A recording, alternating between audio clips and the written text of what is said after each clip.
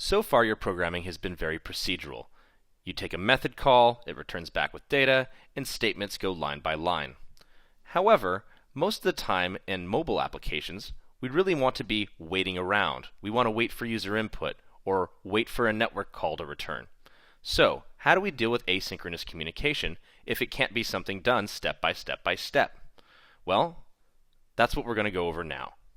If you take a look here in my activity, here I've created a new switch object. As you can see, my switch equals new switch.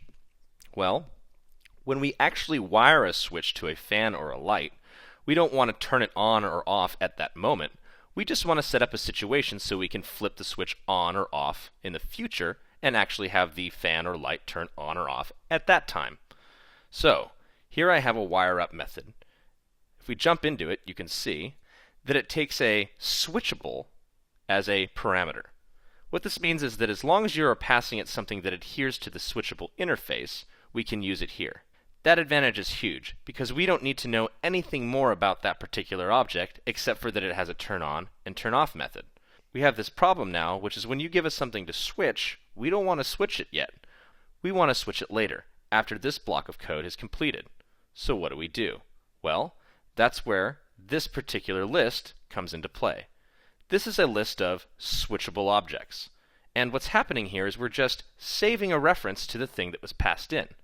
By saving a reference to this object now, this method can call turn on for any thing that has been wired up later. If we now go into abstraction activity, you can see, sure enough, 27 and 28 we're wiring up a fan and a light. But only on line 30 do those fans or lights actually have their turn on method called. This is called a callback. You'll often see this in other pieces of code, but with a different type of phrasing. You'll see register, callback, and unregister, callback. The same idea as wiring up a light or unwiring up a light. Anything that you register for, you need to make sure you unregister for. Otherwise, we could get a memory leak. By saving a reference, you're preventing garbage collection from ever deallocating that part of memory. So be sure to use your callback methods appropriately. By using this type of inversion of control, you can create code that is completely reusable in other projects because all you're asking it to do is adhere to an interface and remember the types of methods that it needs to call on those objects. Using this technique, you can wire up your code to respond to events in the future instead of just procedurally.